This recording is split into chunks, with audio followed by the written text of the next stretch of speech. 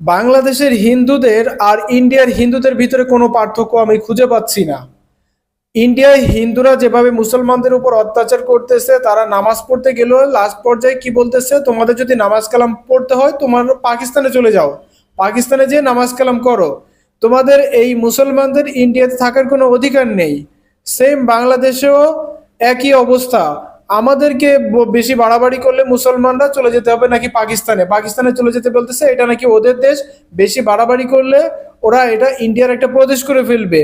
ভারতে হিন্দুরা মুসলমানদেরকে উগ্র মৌলবাদী জঙ্গি বলে, বাংলাদেশেও হিন্দুরা মুসলমানদেরকে বর্তমান উগ্র মৌলবাদী জঙ্গি বলতেছে। দেখুন, ভারতের হিন্দু আর বাংলাদেশের হিন্দুদের ভিতরে কোনো পার্থক্য নেই। এই দুই দেশের হিন্দুরা মিলে এই বাংলাদেশটাকে তাদের একটা প্রদেশ বানাবে, এটা প্রকাশ্যে হুমকি দিচ্ছে। শাহবাগের মতো জায়গায় বসে সেখানে মিছিল করে, মিটিং করে তারা বাংলাদেশটাকে ইন্ডিয়ার একটা প্রদেশ বানানোর হুমকি দিচ্ছে। সেখানে আমাদের দেশের প্রশাসন, আমাদের সরকার নিশ্চুপ। এটা নাকি এটার বিরুদ্ধে আমাদের কোনো প্রশাসনও পদক্ষেপ নিচ্ছে না, সরকারও পদক্ষেপ নিচ্ছে না। এটা কি দেশদ্রোহী হয় না?